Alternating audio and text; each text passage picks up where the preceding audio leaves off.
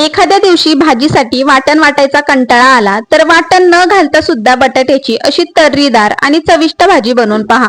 अशी चविष्ट बटाट्याची भाजी बनवण्यासाठी 4 मध्यम आकाराचे बटाटे पाण्यामध्ये स्वच्छ धुवून घ्यायचे। आता बटाट्याची सालं काढून घ्यायची व प्रत्येक बटाट्याच्या अशा फोडी करून पाण्यामध्ये ठेवायच्या। आता कढईमध्ये 2 चमचे तेल टाकून त्यामध्ये अर्धा चमचा मोहरी, अर्धा चमचा जिरे, बारीक चिरलेला कांदा व कढीपत्त्याची पाने टाकून परतून घ्यायचे।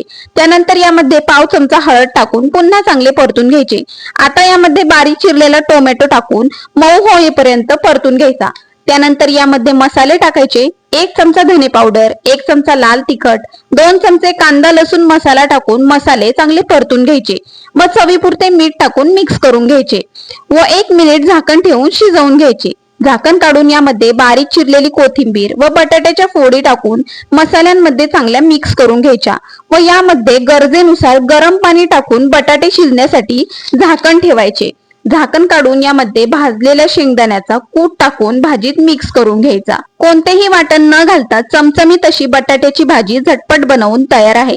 भाकरी, चपाती किंवा भातासोबत ही भाजी खूपच छान लागते। रेसिपी जर आवडली असेल तर व्हिडिओला लाईक करा व चॅनेलला सबस्क्राईब करा। धन्यवाद।